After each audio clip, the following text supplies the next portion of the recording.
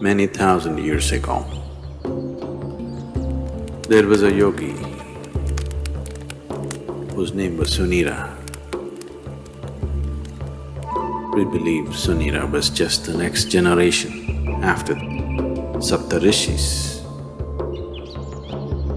He lived and worked in the mountains which are presently in Nepal. And she took on an impossible project.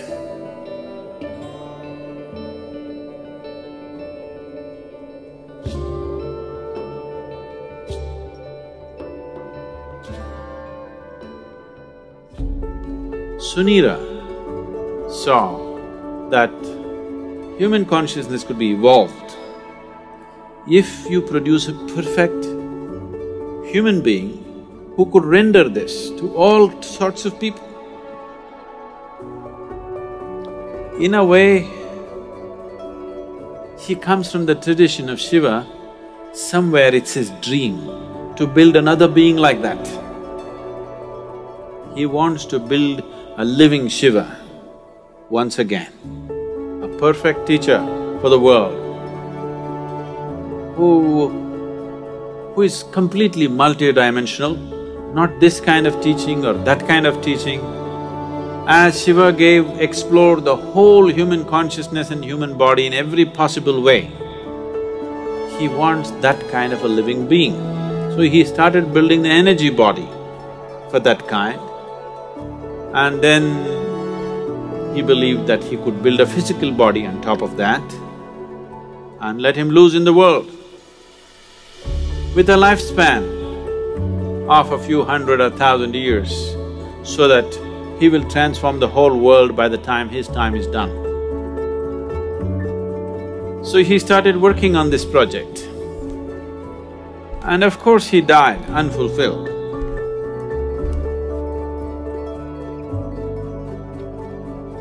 So here and there, down these 40,000 years, many ambitious yogis picked up the same project that Sunira had left and tried to reconstruct this energy body of a perfect teacher who can transform human consciousness.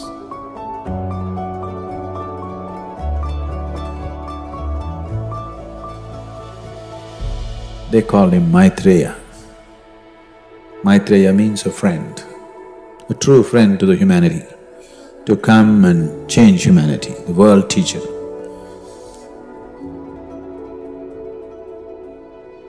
Generation after generation, many yogis tried to continue to work on the same half-made project of Sunira. It's always been in the yogic lore, but in the last century, it came to the surface.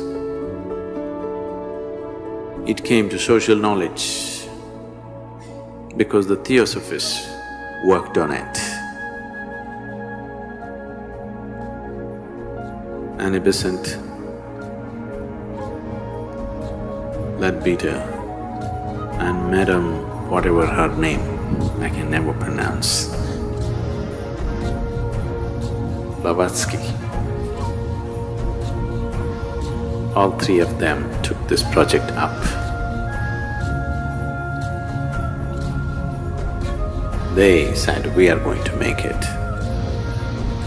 They amassed a vast amount of occult knowledge,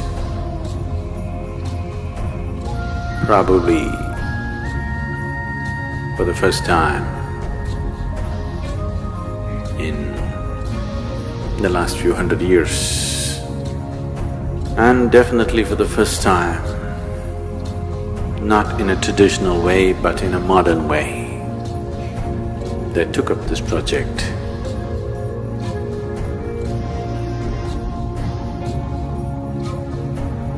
And they tried to locate this being, this unfinished project. They want to take it up and complete it.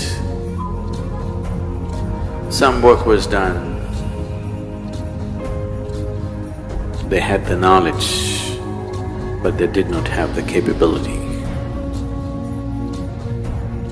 They acquired much information, but they could not acquire the necessary means to do anything like that.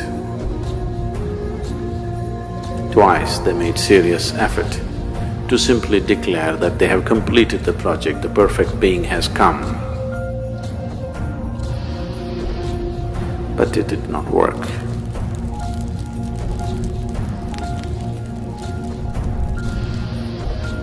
Another parallel line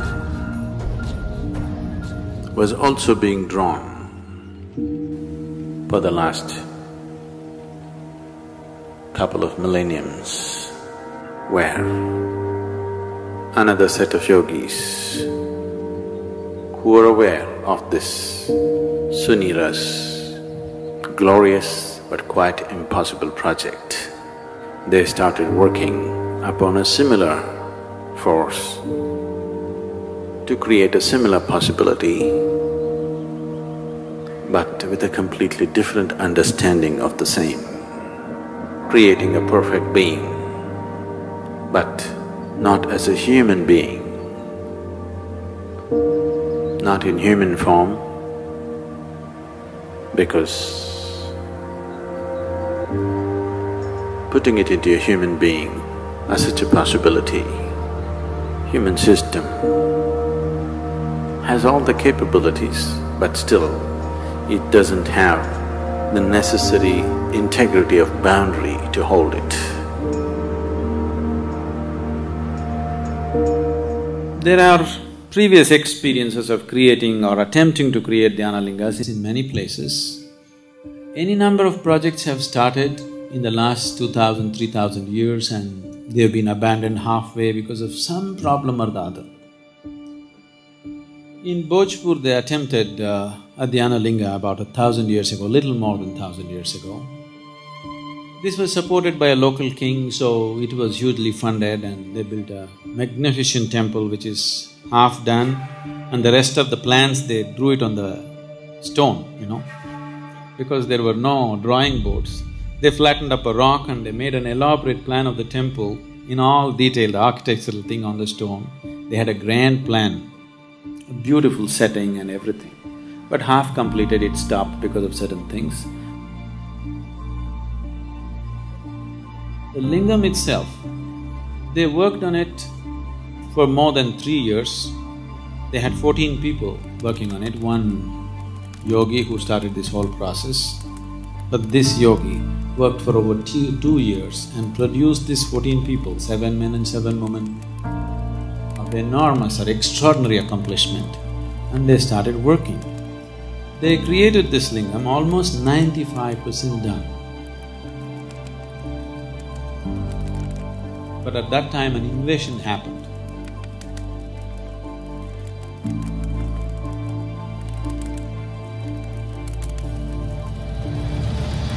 The invaders came.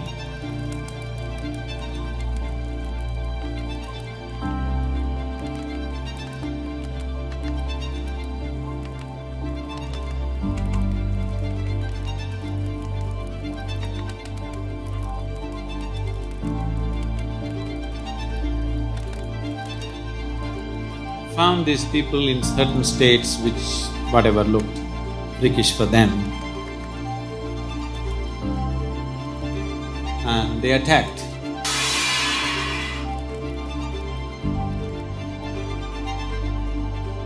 When they attacked, his left foot was chopped off. Because of this damage in the body, he could not continue. So he decided that they will merge themselves into the lingam and complete the work. So they asked another yogi, trained another yogi to lock the energies. This yogi left their bodies and merged into the lingam. But the other yogi who was supposed to do this was so overwhelmed by this situation that he could not lock it. Because they did not lock it in time, the lingam just cracked up. Even now you can see it's a straight crack in the lingam, about 3 to 4 inches is just opened up. Now they patched it up with lime. The archaeological department has patched it up with lime, but it just cracked.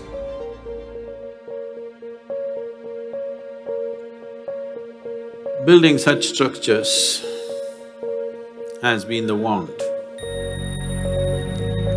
of many yogis because creating tools for enlightenment, not just as teachings, not just as practices that one can do, but living tools that people can walk through, living tools by which people can be impacted towards that process, has always been the great desire of the yogis. One of them who had such a desire fixed me up for the job.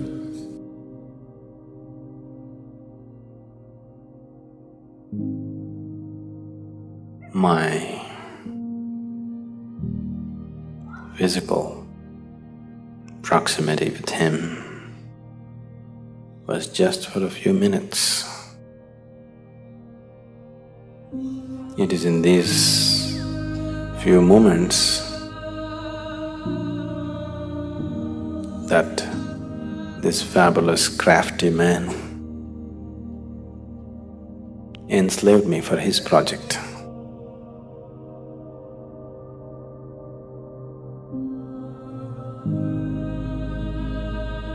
Everything that I did was around it because it was my Guru's dream and it was his vision that the Dhyanalinga has to be established.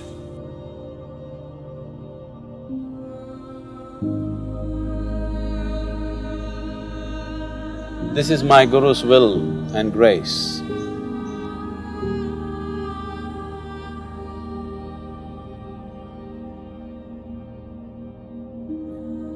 I must tell you something about the madness from where I come. After 2 lifetimes of heartbreaking sadhana, very intense, very truly heartbreaking sadhana. These 2 lifetimes, I was referred to by people as Shiva Yogi. And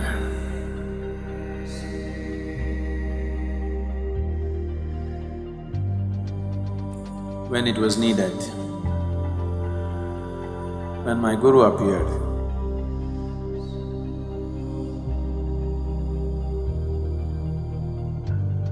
and when he felt he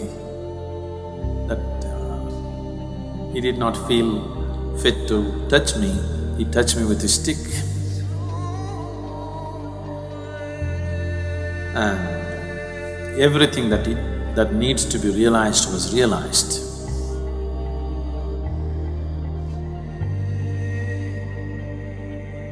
I was at the very peak of anything can be.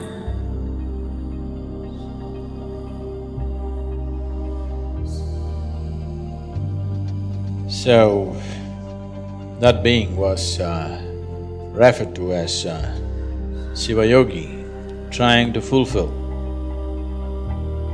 the mission that was put into him. Didn't work, came back again.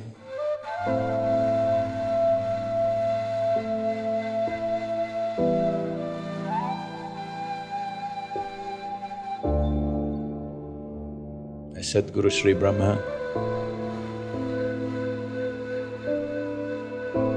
tried very hard, almost successful, but couldn't fix the goodwill in the society because the intensity of who he is could not be understood in the social circumstances. He couldn't fulfill that. He prepared a few people and then went up the mountain. He was checking himself, why has he failed? He's got everything. Why is it didn't happen? He knew it's not that he lacks the competence, it's just that he did not garner the social support that was needed. So he went up the mountain for the last time.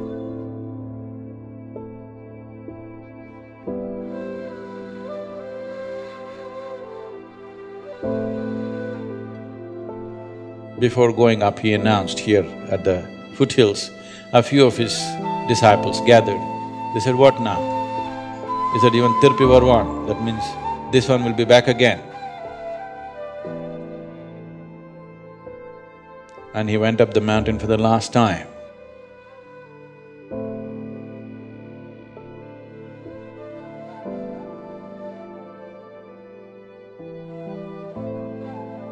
And he did a rare thing. He left his body through all his 7 chakras at the same time.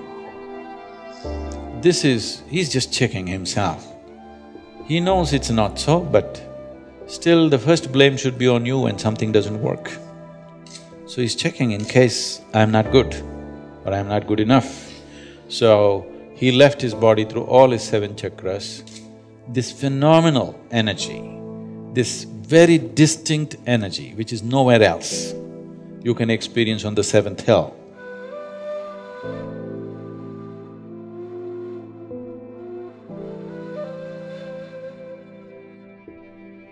It's very, very different from anything that you would find anywhere. It's distinctly different. So with that done, he knew what is the problem is you didn't handle the circumstance properly.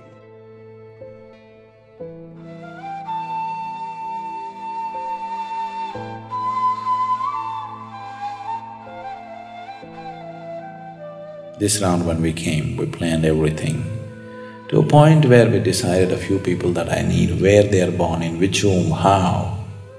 Everything was planned, it went accordingly.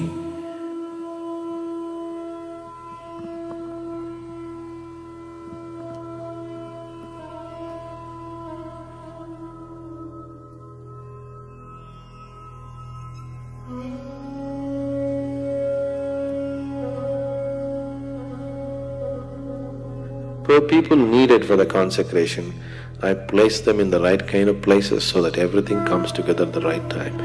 In spite of that, took it 18 years of preparation in this life to put it together, to put the people together, to remind them of their past, to get them there. Now, this is too fairy tale-ish for you, but this is something that's a living reality for us. So the consecration process itself took 3.5 years, a very intense process.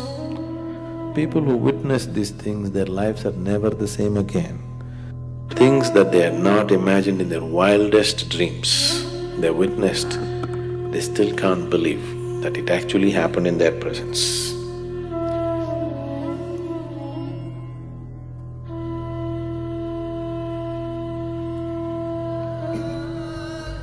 Yogi Sunira,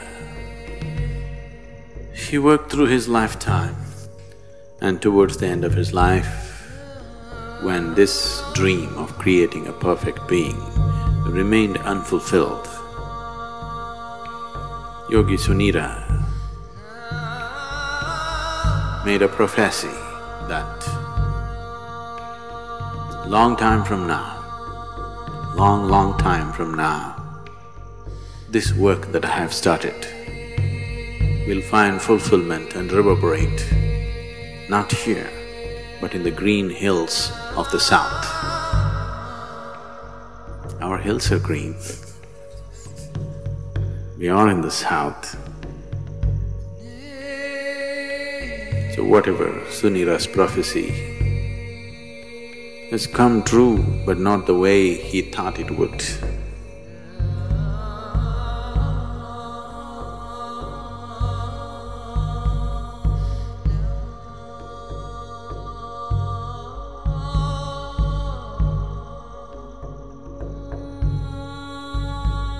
Dhyanalinga is like a living guru. The role of a guru in a spiritual seeker's life is not just about giving teachings and guidances. The most fundamental thing why a spiritual seeker seeks a guru is because a guru can ignite his energies into a different dimension. That aspect of Guru's role in a spiritual seeker's life is very well fulfilled by the Dhyanalinga. Once a person is in the sphere of Dhyanalinga, he cannot escape the sowing of the spiritual seed of liberation within himself.